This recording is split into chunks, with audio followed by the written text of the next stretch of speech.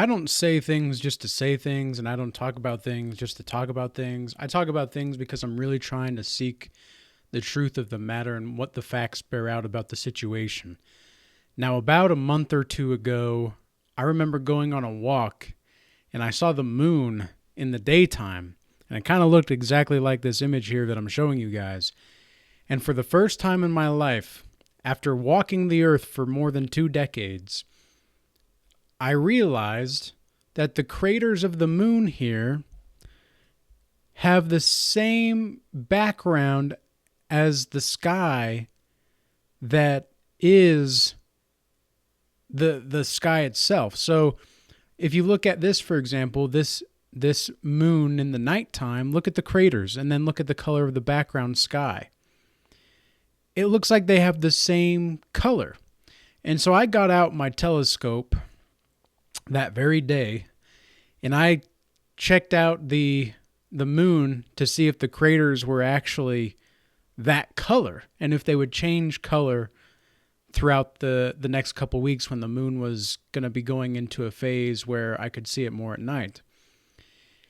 And I was very surprised because it looks as if it doesn't change. And I don't know if it's just like here it is again. You can see the kinds of craters, the colors of the craters match the color of the sky. And so I had a dream about a week ago because I'm not making any claims here, by the way. I don't want to say that the space isn't real or is real or anything like that just yet, because I don't want to come to a conclusion. And I don't think we'll even be able to know the exact conclusion unless we have enough people to go up above the atmosphere to actually look and see what's beyond this. Because the firmament as well, like, let's say space is real.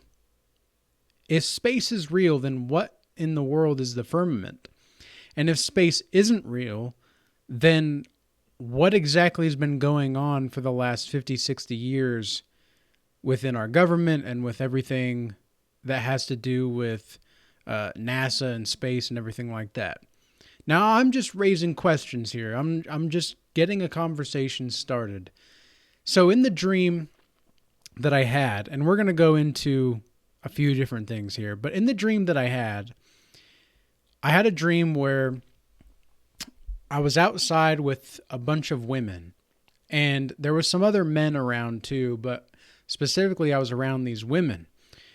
And we were talking and we were looking up at the stars, and we happened to see the moon. And I told them that if you look at the craters, you might see that it's the same color. The craters have the same color as the background of the sky. And they looked up and the women were like, "What do you mean? What do you mean?" And then suddenly the moon started to shift into a horseshoe. And then after it shifted into a horseshoe, it shifted into a huge letter G, like a capital G. And then it went back to the moon. And the women looked at me and they said, "Well, then you're right. The moon is a hologram." Now, there's also been speculation that the moon is plasma as well. And if we look in the Book of Enoch, there are certain portals that open up in the sky that are going to demonstrate whether or not the sun rises or sets, or whether the moon is in certain phases or not, or whether we can see certain parts of the sky or not. But I have always wondered why the North Star never moves, and yet we are allegedly on a ball, a globe, that is spinning around on an axis, by the way. How is it possible that the North Star doesn't move, and yet everything else does? Like, it doesn't make a lot of sense to me. And so I started to question some of these things a little bit more heavily over the past, month or two. And I've been questioning them, but I've seen the curvature of the of the globe. I've seen the curvature of the land when I was in an airplane. I could see the curvature of the earth. And I've also had moments where it seemed as though when I was having other dreams in the past and visions in the past, where I met what I call characters of the unconscious. And these characters of the unconscious would tell me certain things about the earth and the stars and the heavens. And to me, it felt more like this, what this image is right here. The firmament with the stars, the earth, there's the underworld, and there's the pillars of the earth. And even in like tales and epic poems like Dante's Inferno, you have to go through the earth. The earth is inside out. And so in order to get to heaven or heavenliness, you have to go through the earth. And that's how you have to pass through hell that way. You have to go through the earth. So I've often wondered, well, is then the earth inside out or not? And I'm sure there's going to be a bunch of people with a bunch of theories on this. Some people are going to say it's even silly for me to question this. And other people are going to say it's silly of me to question whether or not the earth is flat. You know, it's funny because these people, like, I take this very sincerely because I don't see a reason to fully go one way or another. And the only way that I think it would be possible for us to determine things would be to, number one, analyze the scripture, the Holy Bible, which specifically in Genesis, which I want to read to you guys, talking about the firmament. But I also want to look at like what these alchemists viewed the world as. If you look here, this alchemist has escaped the matrix, so to speak, right? And now he's looking beyond the stars, and you can see that this alchemist is seeing into other realms and dimensions. And I've often thought that aliens are interdimensional beings, not all of them satanic, but I've had enough experiences with them to think that these are just interdimensional beings, and that's exactly what the Book of Enoch describes the children of the fallen angels to be as in many ways, shapes, and forms. So now and I'm not saying that alchemy is necessarily correct here, but I am saying that it's interesting to see that the alchemists thought this way. Okay, so in Genesis here, I'm going to read from Genesis 1. Let's start with 3. So God said, "Let there be light," and there was light. And God saw the light, and it was good, and God divided the light from the darkness. So darkness is the absence of light. It's not necessarily that darkness is something different from light, okay? And vice versa. It's just it's like the temperature. This is something that we discussed in the Regal Change Academy earlier today, actually, in one of our classes, was that hot and cold is just, it's a scale, just like light and dark. Anyway. And God saw the light, that it was good, and God divided the light from the darkness. And God called the light day, and the darkness he called night. And the evening and the morning were the first day. And God said, "Let there be a firmament." Okay. "Let there be a firmament in the midst of the waters, and let it divide the waters from the waters." Okay, so obviously you see here, there's the image of the ocean of heaven, and there's going to be the earth here with the ocean on the earth. And God said, "And God made the firmament and divided the waters which were under the firmament from the waters which were above the firmament, and it was so. And God called the firmament heaven." Okay, so here's the heavens of the heavens. "And the evening and the morning were the second day. And God said, "Let the waters under the heaven be gathered together unto one place, and let the dry land appear." And it was so. And he called the dry land earth, and the water he called seas, and he saw that it was good. So to me, if we were to look at some of these other images here, this is really a solid map about, biblically speaking, what the earth actually is. Now, I've heard of some people saying and thinking that the firmament is the atmosphere, and it's entirely possible. I think that would be the most probable and practical reasoning behind what the firmament really is. But again, I'm not quite sure if it's biblical to say that. There would be some room for negotiation and debate there, I suppose. But I don't think it's this either. I don't necessarily think it's like this. Exactly. I think it's more peculiar than we could possibly imagine. And it is possible that because we live in a multidimensional reality, that we are only seeing one spot. Like, we are only seeing one place. And what I mean by that is we are only seeing one part of the whole.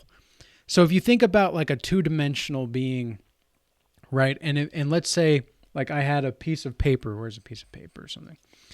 If I had a piece of paper, if I had this sticky note and there was a two-dimensional being on this sticky note, if I was able to pierce my pen through the piece of paper and the sticky note, the circumference of whatever object appeared in the second dimension would appear to be larger and larger and larger to match the circumference of the pen, right, until it passed through.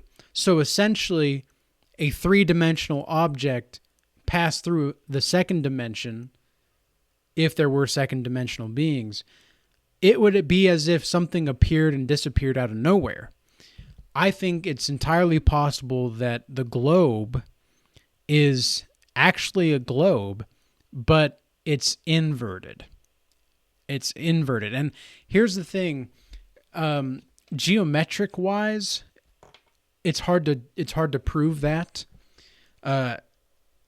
Physics wise, I think a lot of the physics is potentially outdated, but we still don't even understand what exactly a wave or like what light is, because it's a wave particle as well as other kinds of, like, it's not just a wave, but it's an actual tangible part. Like there's actually tangibility to it. So it's a particle and a wave. That is what light is. And I don't think we quite understand what light is, because there can be times where light appears in different places at different times. And so essentially what that means is that light, if the reality is actually a globe, like let's say this is actually a globe here. The world is actually a globe spinning around here, right? And we are seeing light from stars billions and billions of miles away. We are watching the stars light hit our eyelids, or not our eyelids, but our eyes and our retinas at the time in which we are seeing like what it was billions of years ago.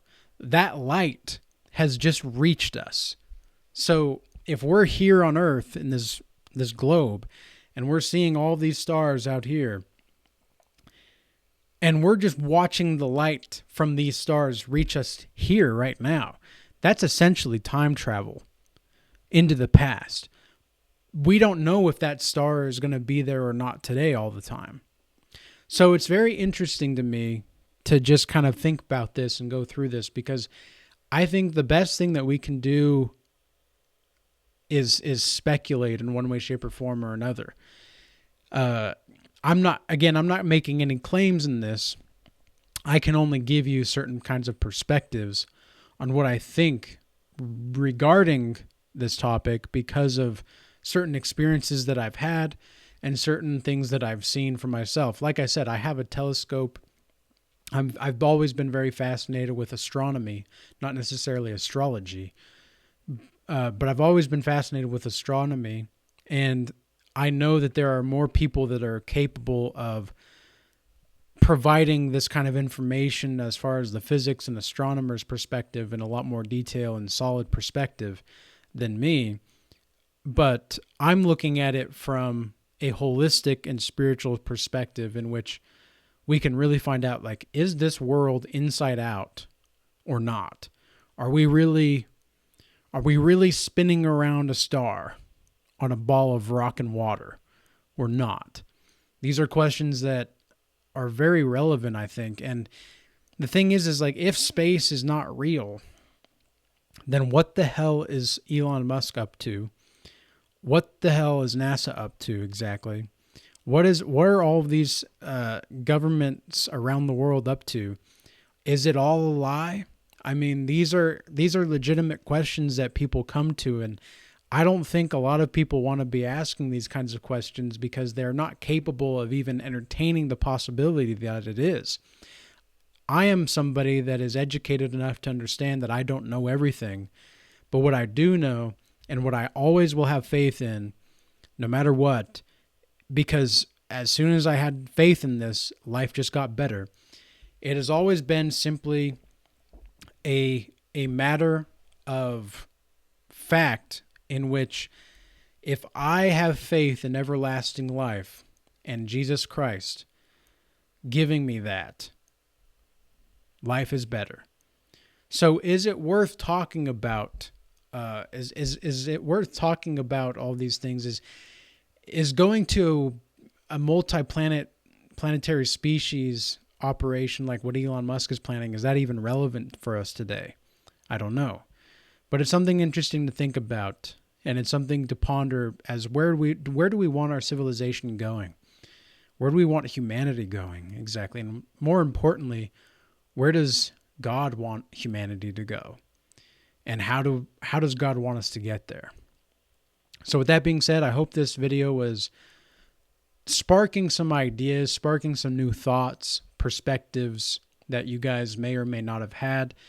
In many ways, I'm speaking to the godly people that I'm just being the voice of their thoughts in many situations like this. So something interesting to think about. But if you do want to join a godly community where we are building our minds, bodies, and souls more and more every day, you can join the free Discord channel for the Regal Change Academy. We've got the link in the description box below, as well as the paid community where we're helping people grow close to God, building their brand and purpose, fitness, relationships, etc. And in that paid community, which is only $10 a month, cheaper than Netflix and more valuable, you get weekly group calls, a weekly Bible study, as well as other classes and possibilities and such to attend as well. So, with all that being said, thank you for everybody moving from YouTube over to the X and Rumble platform recently. I appreciate your guys' extra support, and peace be with you all. Till next time.